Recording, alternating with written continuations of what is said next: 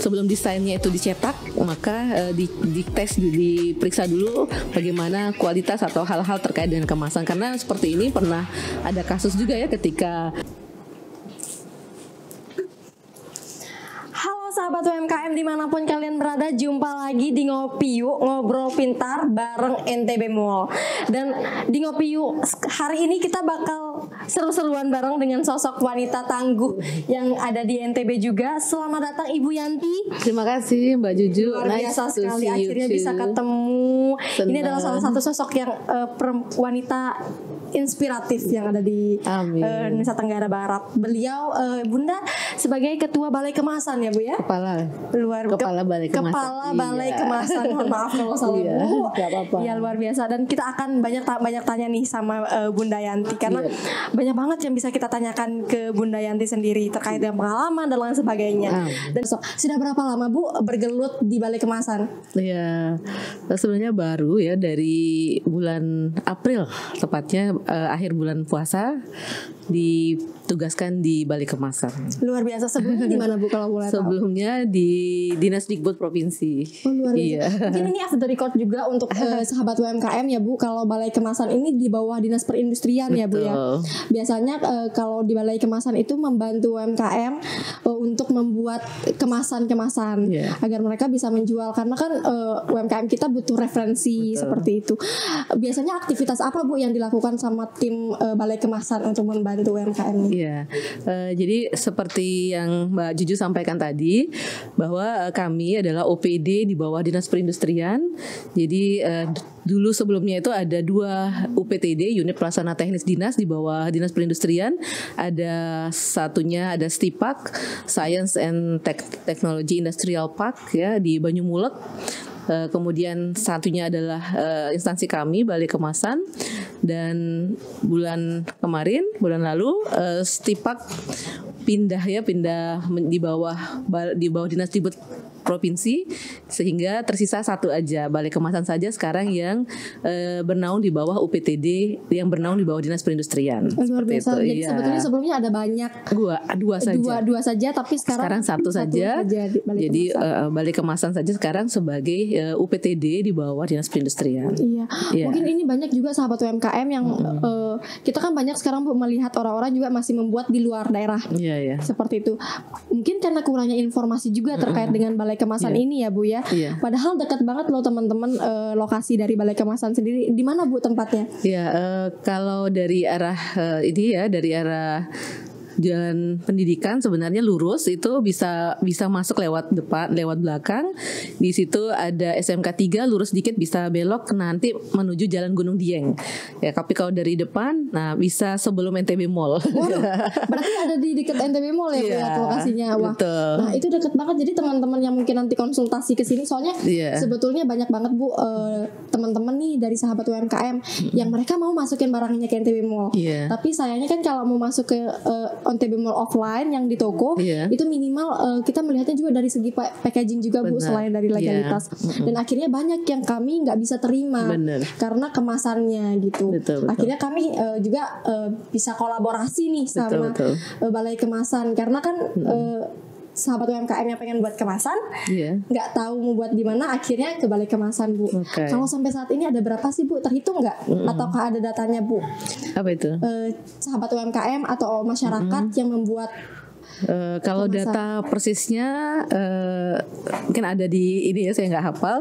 Tapi kalau kita misalnya kalau jalan-jalan ke NTB Mall atau misalnya berkunjung di rumah online-nya, di situ ada banyak sekali kemasan-kemasan yang sudah dihasilkan, yang sudah kolaborasi tentunya dengan IKM UKM ya, bagaimana kemasan-kemasan yang sudah dihasilkan. Nah, ini adalah beberapa di antaranya ya, ada art paper rumah songket Dahlia. Kemudian ada BK Bero, ini kemasan tas untuk ayam taliwang, dan ini box untuk kain tenun tradisional Lombok. Jadi berbagai macam ya? Berbagai macam, iya. Tidak hanya stiker tapi juga goodie bag. Goodie bag, ya. Bahan kardus, kemudian dari art paper, stiker, plastik ya, tapi umumnya adalah berbahan kardus. Berbahan kardus. Iya, gitu. Ya ini jadi lebih ke apa sih zero waste ya Bu ya? Zero karena waste. Kan tidak menggunakan plastik lagi gitu. Tapi masih menerima Bu, misalnya kalau ada yang mau buat kemasan pakai standing pouch, pakai plastik kayak gitu masih diterima atau bagaimana ya? Kalau standing pouchnya biasanya kami mereka bawa sendiri gitu ya wadahnya, kemudian stikernya saja yang dari kami. Biasanya seperti itu karena untuk mesin yang terkait dengan pengemasan untuk standing pouchnya kami belum punya. Ya mungkin itu tantangan juga ke depannya yang harus dilengkapi di balik kemasan. Wah, luar biasa Bu. Kalau misalnya nih, kalau ada UMKM yang datang untuk membuat, tapi mereka cuma mau dibantuin mendesain, itu apakah diterima atau bagaimana Bu? Atau Anda harus tetap cetak di kami nih labelnya atau stikernya kayak gitu, atau mereka bisa hanya mendesain? Ya sebenarnya hakikatnya adalah ketika dia memesan di kami, kemasan di kami, itu adalah bisa gratis desain ya, minimal 2 desain, tentu dengan ketentuan syarat dan ketentuan berlaku di sana gitu ya. Tapi kalau misalnya seperti Mbak Juju sampaikan, ada juga IKM atau UKM yang ingin desain saja, insya Allah bisa diusahakan seperti itu. Ya, jadi banyak UMKM yang bilang kayak gini Mbak. Ini sebetulnya kita ngegosip jadi tapi siapa tahu nanti ada alternatif dari Bunda langsung kan untuk sahabat UMKM yang bakal dengerin ini. Benar. Banyak UMKM yang misalnya dia datang ke sana Bu, mau buat konsultasi seperti itu, dikasih kontak, katanya nanti dihubungin tapi nggak dihubungin Bu. Oh gitu. Banyak yang bilang operatornya nggak ada, atau misalnya yang desain grafisnya lagi pergi kayak gitu, atau gimana sih Bu? Biasanya kalau seperti itu. Betul, karena kalau di kami tentunya setiap tempat ya pasti ada SOP atau standar operasional yang berlaku. Jadi sebenarnya ketika ada tamu IKM atau UKM yang datang, sebenarnya ada bisa langsung diterima oleh admin di sana, staf administrasi. Nanti staf administrasi akan menyilahkan untuk mengisi belangko terkait dengan produknya. Kemudian bisa juga diarahkan untuk mengisi SIM manis istilahnya, aplikasi yang dari Dinas Perindustrian terkait pendataan IKM ya, kemudian hal-hal yang syarat-syarat lainnya.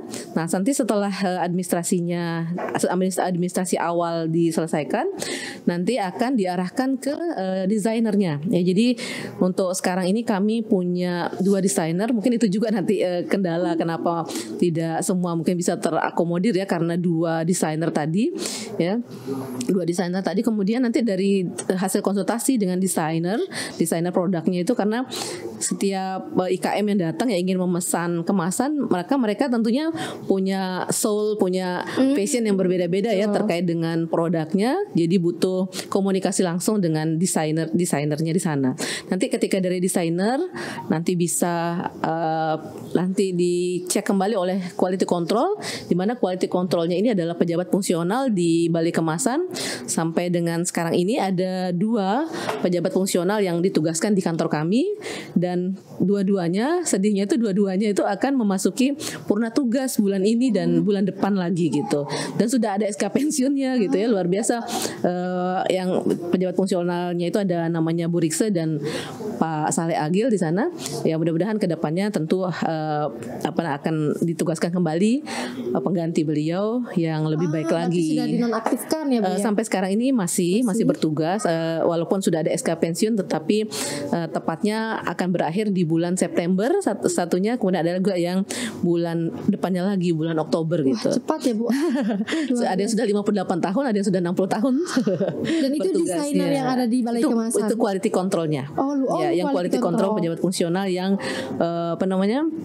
yang sebelum desainnya itu dicetak, maka dites, diperiksa dulu bagaimana kualitas atau hal-hal terkait dengan kemasan. Karena seperti ini pernah ada kasus juga ya, ketika melewati kenapa penting gitu melewati quality control ini ya. Misalnya tulis yang sudah dijadi nih desain, misalnya serbat misalnya ya, serbat jahe gitu ya. Kalau misalnya tidak diteliti kembali, bisa jadi ya serbat itu bisa berubah huruf misalnya jadi serbet, kan berbahaya gitu ya. Serbat. Pernah juga ada UMKM yang datang kok kemasan itu apa ya? Itu kan seharusnya universitas tapi V-nya diganti pakai P. Universitas universitas kayak gitu beresiko besar sebetulnya juga ya. Karena ya karena kan biasanya langsung nyetak banyak gitu ya. Kalau sehingga sebelum dicetak benar-benar ada yang mengevaluasi kembali seperti itu. Siapa tahu ada yang terlewatkan. Jadi ada quality control. Nah nanti setelah dari quality control baru ke divisi produksi. Jadi kemasan yang sudah didesain itu diapakan gitu. Nah kalau misalnya seperti BK Bro ini berarti dia melewati proses sablon dulu oleh operator yang bertugas menyablon kemasannya ya. Kemudian cetakan kertasnya sudah dipotong-potong sesuai dengan bentuk dan ukuran yang di request seperti itu. Jadi sebetulnya UMKM dimudahkan di sini ya Bu ya, menerima konsultasi, kemudian ada bagian quality control karena sebetulnya quality control itu yang paling penting Bu, finishingnya ya. Jadi sebelum finishing ya nanti dari divisi divisi produksi baru lanjut lagi nanti ke admin, berakhir di admin untuk pembayaran dan sebagainya seperti itu. Iya, berarti sebetulnya banyak banget nih tugas dari Balai Kemasan Bu, apalagi langsung berhadapan dengan UMKM-nya. UMKM-nya punya banyak banget beraneka ragam emosi nih. Iya betul. Apa sih tantangan terbesarnya Bu sebagai sosok-sosok tangguh nih yang membantu masyarakat untuk membuat kemasan? Mungkin sama ya di beberapa kantor gitu ya. Jadi biasanya itu ada 2 generasi di situ sebenarnya ya. Ada generasi yang lama sama generasi mudanya gitu ya, sehingga butuh komunikasi untuk menjembatani. Jadi ada yang masih tempo dulu mungkin ya berpikirnya atau bekerjanya, ada yang harus update ya, harus menyesuaikan dengan kondisi zaman gitu. Nah, inovasi-inovasi untuk mempermudah layanan, kemudian bagaimana menghadapi konsumen juga ya, kemudian bagaimana pengerjaan terhadap produk itu agar birokrasinya tidak terlalu ribet mungkin ya, sehingga sesuai dengan harapan dari konsumen itu bisa diwujudkan gitu.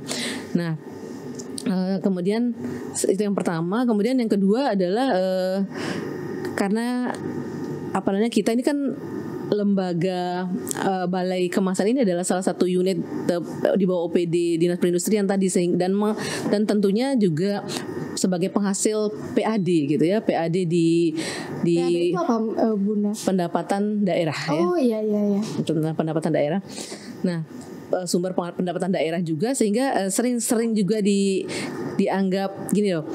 Ini negeri gitu ya, milik pemerintah. Jadi kadang-kadang ketika pembayaran sudah pesan, ketika pembayaran nanti saja dulu, ambil sedikit dulu produk yang sudah jadi gitu. Sementara kita juga terbatas pendapatan terbatas dengan ruang tempat penyimpanan gitu.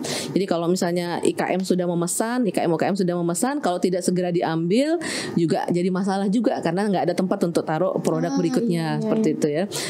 Tapi ya tadi salah satu tantangannya adalah juga di sisi lain UKM juga masih kadang-kadang juga masih dengan modal kecil gitu. Jadi nggak bisa juga mengambil banyak setelah dicetak gitu. Jadi kadang saya ngambil sesuai dengan budget mereka juga, kadang seperti itu. Harus ditanyakan dari awal. Tentunya seperti itu ya, dari awal komitmennya dari awal bagaimana ya. Tapi kadang seperti itu juga kalau ditanyakan komitmennya, saya juga biasa pesan di sini gitu ya, atau ini kan udah langganan, jadi tolong diberikan keringanan seperti itu ya.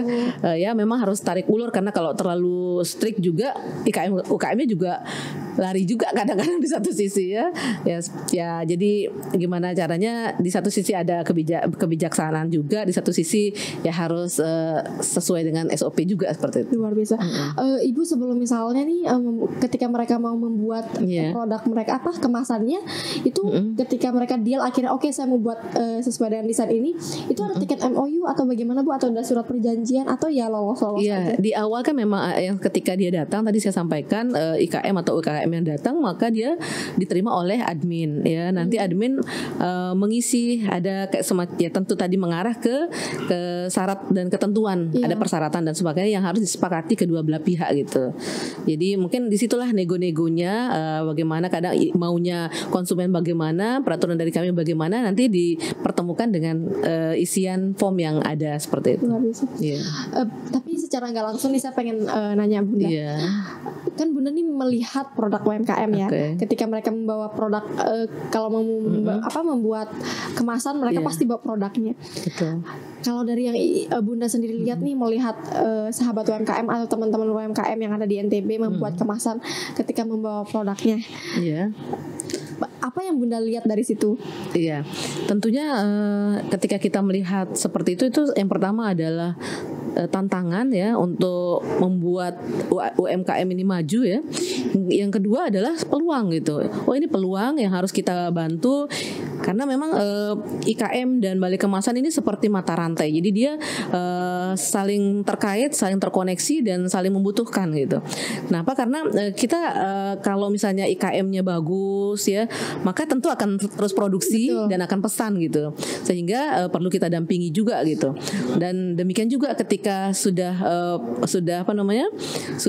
pesan, maka tentu tadi juga sudah oke jalan, mereka juga butuh ruang juga untuk promosi ya. Sehingga mungkin nanti bisa tadi tempat kolaborasinya juga bisa dengan NTB Mall, atau kami juga bisa cerita juga ya, cerita karena kami juga punya sosmed, ada Facebooknya, ada Instagramnya juga, sehingga bisa kami jadikan sebagai media untuk menginformasikan bahwa IKM ini kemasannya seperti ini, juga bisa langsung menghubungi siapa misalnya ownernya dan sebagainya, atau bagaimana kegigihan dari pelaku IKM tersebut. Jadi salah satunya juga yang menjadi program saya ya ketika di Balik Kemasan adalah inspiring talk ya. Jadi bagaimana IKM yang misalnya sudah sukses, sudah berhasil mandiri atau bagus ya, setelah pesan di kami, maka kami undang juga ya, undang untuk berbagi inspirasi bagaimana mereka menjalankan atau membesarkan IKM mereka. Bahkan ada juga misalnya seperti Yan Sorghum gitu ya. Salah satunya Yan Sorghum yang sudah go internasional misalnya ya, dan dulu waktu awal-awal pernah pesan ke kami, dan ini kembali memesan juga terkait dengan kemasan kardusnya seperti itu. Iya. Jadi sebetulnya nggak jauh-jauh beda programnya sama NTB Mall. Gimana cara kita bisa nge-influence sahabat UMKM yang lain yang masih meraba-meraba juga, dikenalkan dengan orang-orang yang memang udah sosoknya yang memang hebat seperti itu ya Bunda. Luar biasa itu Bunda, karena orang-orang kadang begitu gagal sekali udah mundur. Padahal dia nggak tahu perjuangan orang yang udah besar sekarang kayak gimana dulunya. Apakah ada perubahan-perubahannya ketika menjadi ketua Balai Kemasan sendiri di sana? Tentunya kita berangkat dari niatan yang sama tentunya ya, untuk membesarkan Balai Kemasan dan bisa menghasilkan PAD sebesar-besarnya. Namun mungkin ini juga saya agak berbeda juga ya, kalau yang setahu kami kepala Balai Kemasan yang sebelumnya itu biasanya yang sudah mendekati pensiun atau yang sudah senior gitu ya, dan kebetulan bapak-bapak semua yang sebelum-sebelum saya. Bagaimana Bunda? Tantangan terbesarnya, apalagi cara berpikirnya pasti berbeda. Baru saya nih yang perempuan, kemudian yang mungkin dianggap kategori muda ya. Iya. Ya tentu tantangan dan peluang ya, di satu sisi tantangan, jadi kita harus berinteraksi atau berhadapan dengan pegawai-pegawai yang sudah senior ya, dan menjembatani antara yang senior dan yang muda dan junior gitu. Tapi kalau saya merasa sih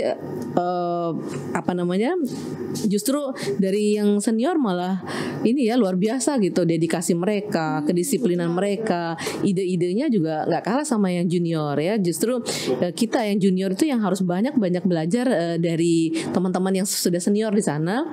Dan ini kan dimanapun kita bertugas gitu ya, dimanapun kita bertugas, kita memang sudah ada SOP, sudah ada visi dan misi dari kantor masing-masing, tinggal menjalankannya. Dan tentunya adalah dari menjalankan tugas-tugas itu juga harus banyak berkolaborasi ya. Misalnya sekarang bagaimana NTB Mall mau mengundang kami nih, mau mengajak kolaborasi Balai Kemasan ya, karena sekarang bukan zamannya kompetisi lagi, tetapi zamannya kolaborasi. Jadi sukses bersama gitu.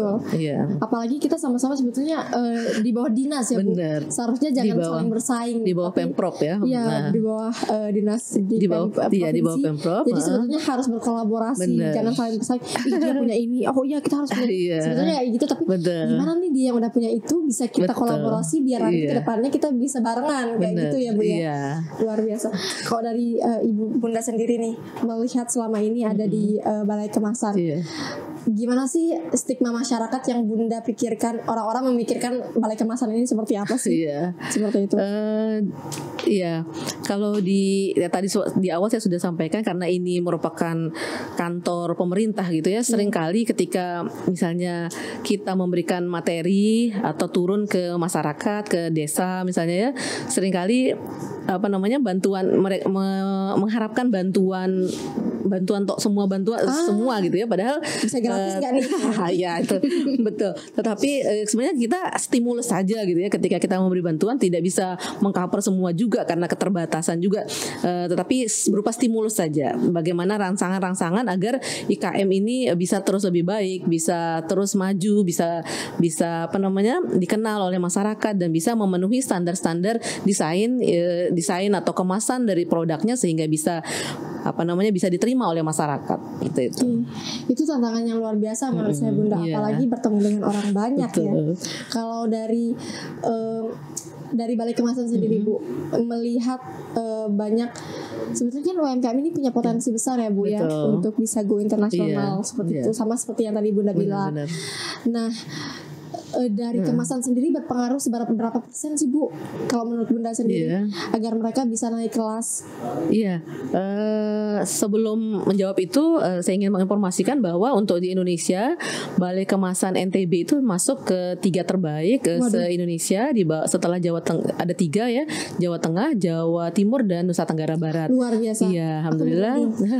Dan kita sudah mendapat sertifikat ISO juga, dan sebelum COVID ini, sebelum PPKM ya, sebenarnya ada yang sudah menghubungi Balai Kemasan dari Lampung akan datang berkunjung gitu ya, tetapi studi banding, tapi karena ada PPKM yang berlanjut yang belum selesai juga, sehingga mungkin dipending gitu.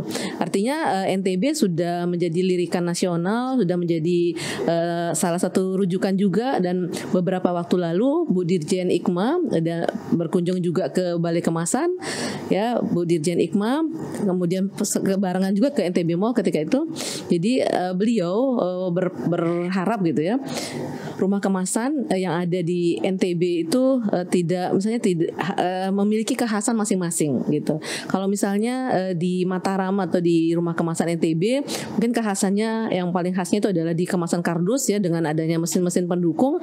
Maka jika di kabupaten-kabupaten, 10 kabupaten kota juga untuk meningkatkan atau melayani konsumen atau IKM, mungkin dari aspek yang lainnya gitu, sehingga nanti seperti yang Pak Juju bilang saling melengkapi gitu ya. Jadi tidak harus yang di kabupaten kota seperti rumah kemasan NTB, nggak harus, tapi apa yang belum ada mungkin bisa ada di tempat lain seperti itu. Misalnya di tempat lain mungkin yang plastik atau standing pouch mungkin juga ya, di sini mungkin seperti itu, saling melengkapi. Iya. Kalau dari Bunda sendiri ini mungkin informasi yang bakal berharga banget untuk saya pribadi juga, Bunda. Kalau dari segi kemasan apa yang paling murah sampai yang paling mahal dan sulit dibuat? Yang paling susah ya sebenarnya atau sama aja? Gini ya, kalau yang art paper ini lebih mudah lah ya, art papernya. Yang seperti ini ya. Art paper, kemudian bisa juga dilihat di sini kemasan semua, boleh. Dari yang paling gampang sampai yang paling. Ini ya, saya ini seperti ini, dia belum ada mesin cetaknya di kantor kami ya, belum, kami lagi mengusulkan, mudah-mudahan bisa ada seperti ini. Kalau di Jawa Timur tentunya di kota-kota di Jawa ada. Kalau di NTB belum ada, jadi yang ada 3 ini salah 3-nya ya, tapi yang sejenis ini belum ada. Jadi untuk langsung cetaknya kami sudah mengusulkan agar dapat mesinnya, mudah-mudahan bisa langsung dicetak di kemasan atau di mug misalnya, ya akan sudah kami usulkan. Mudah-mudahan. Berarti untuk yang di mug juga bisa. masih belum ada ya? Belum, Bu, ya? Iya. Semoga nanti ini ditonton oleh Pemprov yang lain biar cepat ya Bu. Amin, amin, amin, amin. Luar biasa. Kalau selain ini Bu, apalagi yang kira-kira belum bisa dilakukan oleh Balai Kemasan? Yang di tadi ya, apalagi ya? Iya. Gak apa-apa. Kalau di isinya Pak. ini juga ya. Oh, ini masih belum bisa juga ya Bu? Iya, jadi ini laminasi. Misalnya kita kerjasama sama pihak yang lain gitu ya, yang tidak ada di kantor kita. Tapi masih masih stay di Lombok, masih ada di Lombok. Masih di Lombok, iya. Oke. Kemudian botol-botol mungkin ya belum ada. Yang botol kaca langsung gitu masih belum ada ya Bu? Belum. Oke. Iya. Ini jadi PR juga sih. Betul. Karena kan sekarang orang-orang sukanya kemasan yang memang menarik ya Bu. Iya. Apalagi memang harus tetap up to date sebetulnya untuk masalah kayak gini. Kalau yang paling murah Bu, kalau misalnya nih bocoran untuk sahabat kalau ini misalnya sablon tuh biasanya kan sekarang nih ada beras yang suka yang pesan gitu ya, bagaimana kemasan sablon berasnya itu harga sablonnya hanya Rp200 satu warna ya, misalnya di plastik biasanya ya, tapi IKM yang membawa plastiknya lalu cetak di kami itu satu item 200 kalau satu warna, tapi kalau dua warna misalnya 400. Misalnya dua warna itu maksudnya putih sama. Nah ini kan banyak ya, kalau ini kan cetak yang bukan sablon, kalau ini misalnya apa ya, yang dua warna, Oh, ini. Nah ini dua warna hijau dan hitam, berarti Rp400 saja per satu.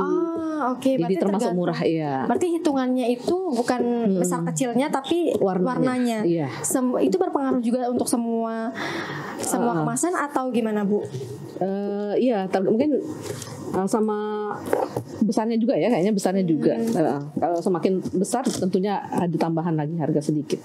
Tapi patokannya satu warna 200, dua warna Rp400. Dan itu tergantung, kalau nambah warna ya nambah lagi 200 gitu ya. Luar biasa Bu.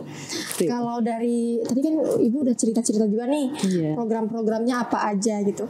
Apakah ada Bu program yang Ibu merasa itu dibutuhkan tapi belum bisa terrealisasikan yang ingin dilakukan? Tentunya ingin sebenarnya seperti ini juga ada media podcast seperti NTB Mall. Jadi kalau ada ada IKM yang tadi inspiring, baru kami sebatas diskusi di kantor, lalu kami share informasinya melalui Facebook atau Instagram. Tetapi kalau yang terkait dengan podcast belum ada. Jadi mungkin kedepannya seperti ini bagus juga ya. Kemudian yang belum apalagi ya. Apa dikatakan saja, siapa tahu nanti bisa direalisasikan. Iya, ya melengkapi mesin-mesinnya mungkin ya, karena IKM yang ada ini semakin terus berkembang seperti Mbak Juju bilang. Jadi banyak juga yang pesan ke luar kota gitu ya, luar kota, ke Jawa, ke Jawa Timur, ke Malang, ke ini ya, sehingga kalau yang kami mungkin sama tenaganya, mungkinnya tenaga sablon juga masih kurang di kami, tenaga desainer juga ya. Mudah-mudahan kedepannya ada penambahan anggaran untuk bisa lebih banyak lagi pegawai yang terkait di bidang. Semoga cepat realisasikan ya Bu. Sama ini juga saya penasaran, kalau pesan di luar kadang lebih murah Bu. Iya. Itu masalahnya apa? Kalau dari sini pertama adalah ongkos biaya kirim ya. Biaya kirim tentu kalau kita beli karena kan sumbernya juga di sana ya, di Jawa gitu ya. Sehingga kalau kita mendatangkan misalnya sekarang kertas bahan kardus ya, kalau misalnya di sana bisa jadi harganya satu lembar 20.000. Tetapi kalau beli banyak kita membutuhkan ongkos kirim, kemudian alat transportasi. Bayangkan nyebrangnya berapa berapa pulau tuh dari Jawa ke sini. Iya, berapa kali penyeberangan. Kemudian kalau banyak butuh pengangkutan truk ya, biaya transportasi juga. Jadi itu yang membuat mahal juga adalah ongkos pengirimannya. Gitu. Jadi mungkin ini bisa memutuskan pemikiran negatif sahabat UMKM yang membuat di Balai Kemasan itu bukan karena emang diambil atau gimana, tapi emang biaya produksinya lebih banyak aja gitu ya Bu ya. Luar biasa Ibu. Harapan Ibu nih untuk UMKM seperti apa? Yang negatif, kalau jangan negatif, kok negatif? Yang positif menurut Ibu? Ya sebenarnya tentunya harapan kita sama semua adalah bagaimana IKM-IKM ini terus maju, tidak gampang menyerah, kemudian terus berinovasi terkait dengan desain produknya yang menarik, kemudian eye catching, gampang diingat, kemudian bisa selling their own product gitu ya, bisa menjual sendiri produk-produknya dengan desain kemasan itu. Nah, tentunya ketika misalnya tadi ya, ketika awal-awal mesan di kami gitu ya. Nah, ketika sudah besar kadang pindah ke lain hati. Ya. Nah, itu kenapa Bu? Kok bisa-bisanya dia melupakan kulitnya nih? Iya, mungkin juga ya dari mungkin ingin lebih cepat lagi terlayani, mungkin ya, kemudian jumlah pemesanannya mungkin besar ya, jumlah sangat besar sehingga mungkin tidak bisa dipenuhi mungkin di balai kemasan, mungkin seperti itu juga, atau mungkin juga karena komunikasinya mungkin yang belum pas dengan pihak di kantor mungkin ya, sehingga belum ketemu win-win solution, mungkin seperti itu, sehingga faktor-faktor itu yang membuat lari ke lain hati ya. Tetapi mudah-mudahan ikhtiar saya di balai kemasan adalah bagaimana tentunya menggait konsumen, menggait IKM-IKM untuk lebih banyak, semakin banyak lagi yang bisa datang berkunjung ke balai ya. Kemudian apa masalahnya bisa kita cari bersama solusinya. Gratis kan Bu kalau mau konsultasi gratis. Nah, itu memang salah satu kelebihan dari rumah kemasan juga adalah bisa menyediakan jasa klinik kemasan ya, klinik kemasan, konsultasi kemasan. Nah, kemudian di Dinas Perindustrian khususnya sudah menyediakan ada jadwal untuk coaching kemasan terkait dengan bagaimana produk mereka, bukan hanya kemasan, terkait dengan produk-produk IKM yang mau di launch yang mau dibuat. Jadi sebetulnya itu bisa membantu UMKM. Jadi nggak harus datang untuk langsung buat, tapi mau tanya-tanya aja juga sebetulnya bisa. Ya, hilangkan gengsi kalian sahabat UMKM kalau kalian mau datang untuk nanya-nanya doang nggak masalah ya Bu ya.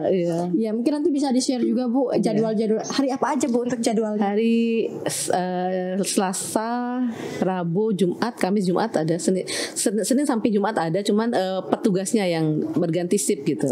Gitu. Ya, di Balai Kria biasanya Balai Kria kalau untuk yang secara umum ya, yang terkait IKM ya, bagaimana mengembangkan dan sebagainya, tapi yang terkait kemasan bisa langsung ke Balai Kemasan. Ya. Luar biasa itu. Kalau Balai Kria itu ada di sebelah ya kalau nggak salah ya. Di sebelah ya, tetangga. Ya, jadi kalau mau jalan-jalan untuk masalah kemasan tinggal muter-muterin aja nih komplek Jalan Langkung. Bener-bener. Ketemu ya. Iya. Luar biasa. Harapannya lain kalau dari pribadinya Ibu sendiri. Terlepas dari Balai Kemasan. Iya. Untuk masyarakat yang betul. mau menjadi pengusaha. Iya. Untuk masyarakat yang mau menjadi pengusaha, tentunya kita melihat kondisi kita ya, kondisi di Indonesia, dengan tidak semua harus menjadi PNS, tidak semua harus menjadi pegawai, tetapi berwirausaha atau menjadi entrepreneur itu adalah pilihan yang mulia gitu ya.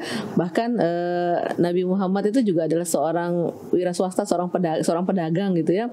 Tentunya hal-hal tersebut menjadi inspirasi bahwa kita harus berdaya secara ekonomi, harus kuat ekonomi, dan tentu mulai dari hal-hal yang kita harus pandai melihat ya, apa sih yang dibutuhkan oleh masyarakat, apa yang dibutuhkan oleh orang di sekitar kita, kemudian memulai usaha ya, memulai menembak mana produk yang paling tepat, yang sesuai dengan passion kita masing-masing, sesuai dengan kemampuan dan sebagainya, dan tentunya banyak-banyak membaca situasi dan membaca informasi-informasi terkait usaha-usaha baru, bagaimana usaha-usaha yang lama juga bisa berkembang ya, bisa menginspirasi ya, dan kita cari apa sih inovasinya, apa bedanya dengan produk yang sudah ada, dan terus jangan gampang menyerah gitu, jangan gampang menyerah. Setiap ada masukan, setiap ada input, kalau untuk kebaikan why not gitu, kita harus terus berani mencoba. One down, two to go gitu, jangan sekali jatuh langsung kolap, tetapi sekali jatuh terus bangkit lagi. Gimana nih caranya nih? Berarti ada yang salah, berarti ada yang harus diperbaiki kayak gitu? Ya tadi yang pertama adalah kita harus open minded ya, harus terbuka dengan masukan, kemudian banyak-banyak bermitra, berkolaborasi ya, kemudian tentu bisa mengajukan pendampingan, kemudian ya banyak-banyak belajar lah. Seperti itu. Luar biasa. Iya. Kalau dari harapannya Bunda nih, saya jadi penasaran, jadi pengen tanya, kejadian unik apa yang udah pernah terjadi di Balai Kemasan, Bu? Banyak ya? Atau salah satu deh, Bu, mungkin yang masih terngiang-ngiang sampai sekarang. Apa ya? Mungkin tidak ini ya, ada misalnya pemesan yang sudah memesan kemasan dan belum diambil-ambil. Waduh, siapa tuh? Udah bayar belum? Belum dibayar. Kalau udah bayar mungkin it's okay ya Bu ya. Tapi ini maksudnya belum dibayar. Dihubungi nanti diambil, tapi sampai sekarang belum diambil-ambil. Jadi masih ada produknya seperti itu. Semoga nanti mereka menonton ini ya Bu. Ada berapa banyak Bu sebetulnya UMKM? Nggak banyak sih, ada nggak sampai 5. Itu lumayan jumlahnya ya Bu. Lumayan. Jadi jadi tantangan di Balai Kemasan ya Bu ya. Iya, tantangan tentunya untuk terus berbenah, untuk memperbaiki diri dan mengevaluasi ya. Kalau di sana nggak ada sistem DP dulu Bu atau gimana? Nah, sebenarnya ada, tetapi tadi kadang dari IKM itu tawar menawar juga gitu ya. Buatin saya dulu deh gitu.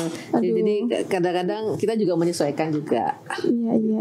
Ya tapi seharusnya nggak apa-apa Bu, nanti santai aja Bu, jatuhkan saja semua. Puisi ya. Gimana Bu? Tip apa lagi? Kalau tantangannya sendiri kan tadi selain banyak banget nih yang penasaran banget yang pengen kami tanyakan, masih cukup nggak waktunya Mas? Masih, oke. Ya, pas lah. Mungkin kapan-kapan teman-teman dari NTB Mall bisa main-main ke sana untuk ngeliput nih gimana sih cara pembuatan dari kemasannya sendiri ya Bu ya. Iya. Dan ini misalnya kayak art paper ini masih secara manual kami lipatnya itu kan sebenarnya ada mesin juga untuk melipat biar berbentuk gitu ya. Nah, ini harus dikerjakan secara manual. Nah, jadi satu orang harus melipat biar sampai dia terbentuk gitu. Belum lagi memasukkan ininya harus satu-satu tentunya. Itu nggak bisa pakai alat, jadi memang harus manual. Sebenarnya ada mesinnya sebenarnya, tapi kita belum memiliki mesin itu juga kendala dan kita usulkan juga ke depannya. Jadi harusnya ada bagian yang membuat polanya biar pas gitu. Ini masih manual, itu juga yang bikin kendala. Kalau misalnya kayak ini ribuan dia pesannya. Ya, jadi bisa dibayangkan. Ya. Lembur gak tuh Bu? Iya. Luar biasa. Lembur. Jadi lebih minta kepermakluman juga sih ke sahabat UMKM karena masih terkendala dengan alat dan mesinnya ya Bu ya. Dan mungkin kalau misalnya mau pesan tuh jangan mepet-mepet ya, karena dengan tenaga terbatas juga, kemudian kadang harus segera gitu ya. Ngeselin gak tuh Bu? Sementara yang order juga banyak juga ya, tapi ya di satu sisi melimpah gitu pesanan, di satu sisi juga kendalanya tenaganya masih kurang juga gitu. Kalau misalnya dari Balai Kemasan Bu, kalau misalnya mereka mau punya masukan atau kritikan itu kemana dia Bu? Ya, atau tetap ke admin?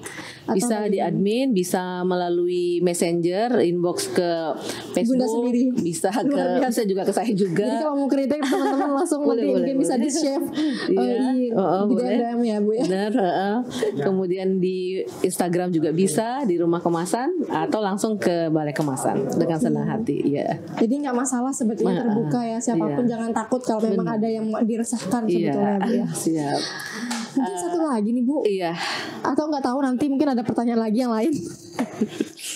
Kalau dari Bu Yanti sendiri melihat perkembangan teman-teman sahabat UMKM, gimana sih perbedaannya dari yang dulu sama yang sekarang?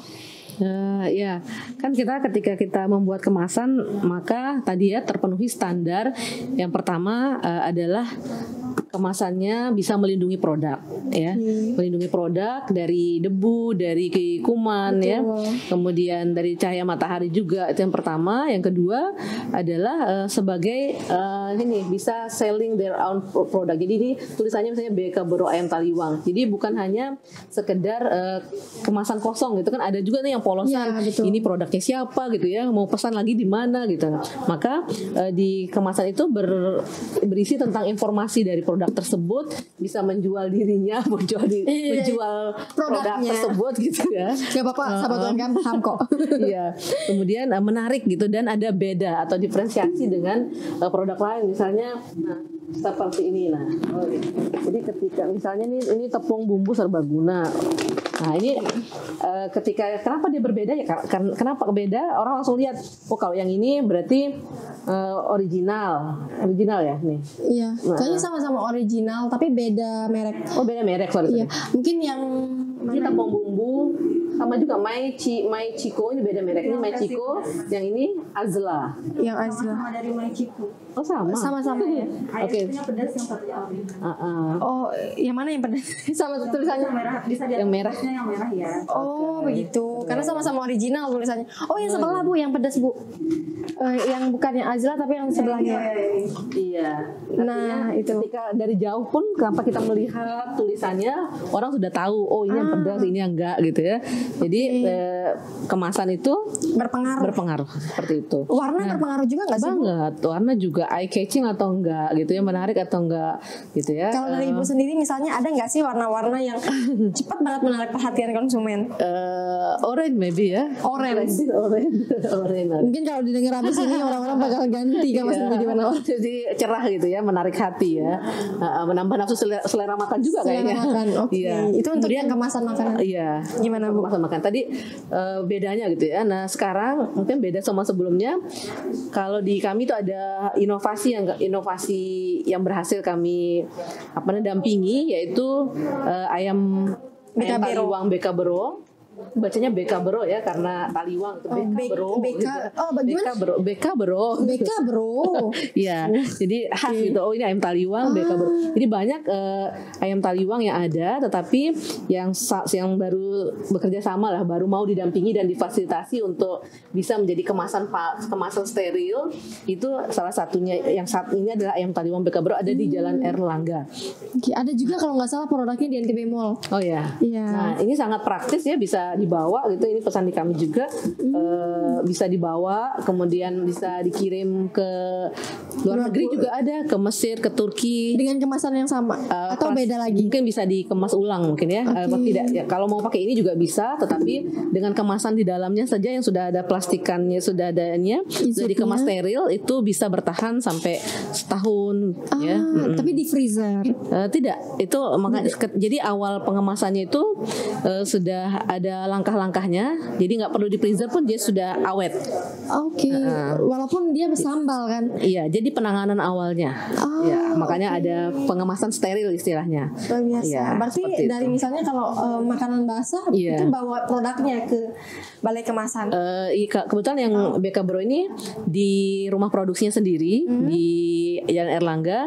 Ya, jadi ada mesinnya tentunya, selain kami ada juga yang mendampingi yaitu Balai BB POM ya, kemudian MUI gitu ya, sehingga standar dan SOP-nya sudah terjaga gitu. Jadi bisa yakin pembelinya ini bahwa aman, kemudian halal. Nah, selain yang Bekabero, ayam taliwang Bekabero, ada juga sate rembige goyang lidah. Goyang lidah ya, ada juga produknya itu di sini. Sate rembige goyang lidah itu yang sudah go internasional juga ya.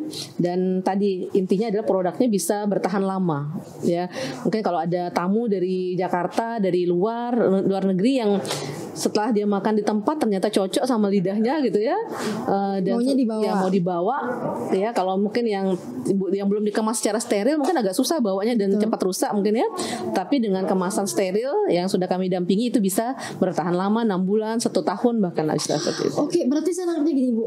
Walaupun makanan basah yang kita taunya sehari itu udah bisa basi, kalau dengan kemasan steril itu bisa bertahan sampai 1 tahun. Di luar enggak juga 6 bulan. Kalau untuk yang sudah di akurasi lah gitu ya, telah dikurasi, itu yang kami tahu baru ini ayam taliwang dan goyang lidah tadi. Itu ya. bisa bertahan sampai berapa lama? Setahun.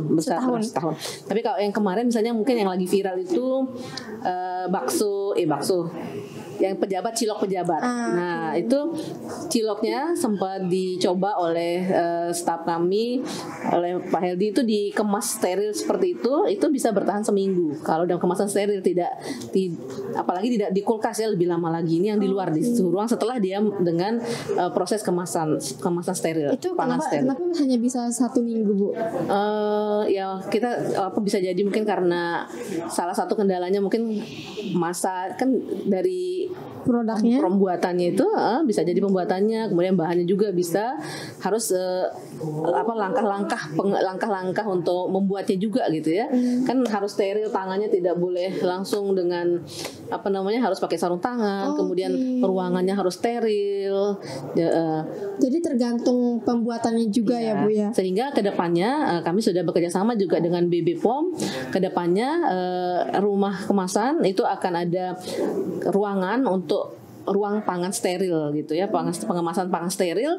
Jadi nanti pengusaha atau teman-teman yang di bidang IKM, UKM yang mau berusaha terkait dengan pangan ya bisa diproduksi di rumah kemasan sehingga lebih mudah izin untuk PIRT dan sebagainya karena sudah melalui standar produksi yang sesuai dengan apa yang diharapkan seperti itu. Ya. Jadi mungkin ini PR besar juga untuk Balai Kemasan ya. Insya Allah mudah-mudahan bisa running tahun depan ya. Jadi kalau sekarang kan banyak ini yang misalnya buat jajan, buat apa, tetapi tempat produksinya masih kurang layak misalnya ya, kondisinya masih rumahan yang tidak steril, masih misalnya banyak apa gitu ya. Nah, kedepannya kami menyediakan tempat pengemasan rumah produksinya sehingga bisa lebih sehat dan lebih steril seperti itu. Luar biasa informasinya, banyak banget nih yang pengen saya pribadi pun mau tanyain ke Bunda, tapi mungkin karena waktunya juga yang tidak memungkinkan, kita mungkin akan ada part-part lagi, mungkin nanti pasti bakal ada pengalaman-pengalaman baru karena ya apalagi Balai Kemasan yang langsung bertemu dengan masyarakat, melihat dinamika masyarakatnya langsung, pasti akan ada pengalaman yang lain ya Bu ya. Luar biasa. Jadi terima kasih Mbak Juju. Salah satunya juga kami ada program juga ya, yaitu memfasilitasi atau pendampingan IKM juga ada FGD-nya. Jadi tentu dengan anggaran yang terbatas ini banyak refocusing harusnya ada 20 titik gitu ya, tetapi ini karena adanya refocusing jadi tidak sampai 10 jadinya. Dikurangi dari juga. Dari FGD-nya sendiri Bu, apa yang akan digali? Maksudnya apa yang akan ditransfer dari ketika FGD-nya maka diberikan materi-materi tentang kemasan, tentang produk agar bisa bertahan lama seperti itu. Nanti ketika pendampingan maka yang sudah diberikan materi itu dikawal terus gitu, diberikan pendampingan bagaimana sehingga produk tersebut, usaha tersebut bisa layak untuk seperti ini. Salah satunya ada yang berhasil misalnya seperti M Taliwang sudah go ke nasional atau go internasional seperti itu gitu. Luar biasa Bu. Semoga kalau dari NTB Mall sendiri Bu, kolaborasi seperti apa yang diharapkan atau yang bisa kita lakukan sebetulnya tapi belum maksimal.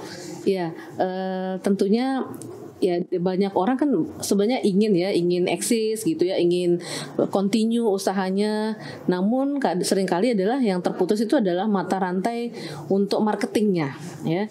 Nah tentunya NTB Mall itu sudah luar biasa ya, ada rumah ada tempat galeri seperti ini, sudah ada tempat rumah online-nya juga sehingga masyarakat bisa lihat-lihat juga ya di online-nya dan langsung belanja ke sini juga, bisa dikirim juga ya biasanya. Bisa. Nah, tentunya sebelum seperti Mbak Juju bilang, sebelum mereka bisa sampai di sini dan terus eksis, maka kami di Balai Kemasan juga harus memberikan masukan-masukan agar produk tersebut bisa diterima di sini. Nah, ini juga salah satu yang kami dampingi, ada Puspa Nature di sini. Ini IKM yang berkaitan dengan kosmetik organik ya. Betul. Itu kami pernah kunjungin, mungkin itu hanya 2 orang ya, ownernya sama yang menjadi quality controlnya sekaligus sebagai marketingnya di sosmed. Jadi berdua saja, tapi alhamdulillah informasi dari Mbak ownernya itu bisa dijual ke internasional juga. Luar biasa. Dan memesannya di kami juga, kontaknya juga. Ya ini pengalamannya luar biasa banget. Bahkan berarti produk-produk yang dikeluarkan oleh Balai Kemasan pun bisa go internasional gitu. Jadi sahabat UMKM di NTB ini terutama nggak usah khawatir sebetulnya. Pasti nanti akan dibantu ya Bu ya untuk maintenance-nya. Insyaallah. Bu Yanti berkualitas sekali untuk pengalamannya. Terima kasih banyak. Sama-sama Mbak Juju. Ya, semoga kita bisa ketemu lagi, kita bisa jumpa lagi, mungkin kita bisa main-main lagi ke tempatnya Ibu. Kita pengen juga dengan senang hati. Ya, beberapa waktu lalu sepertinya kita udah pernah kesana. Waktu apa di ya? PSPPKM ya? Iya, betul. Itu luar biasa pengalamannya juga. Mungkin nanti next kita bisa buat program. Mungkin podcastnya bakal dipindah ke sana juga. Betul, dengan senang hati.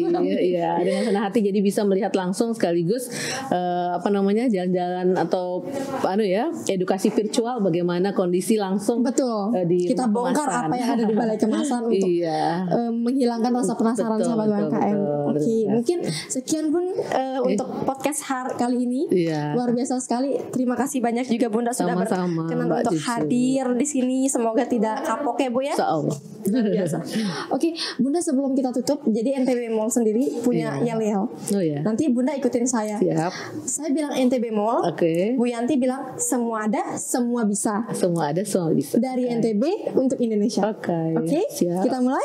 Semua ada, semua bisa. Semua ada, semua bisa dari NTB untuk Indonesia. Oke, siap? Siap. Oke.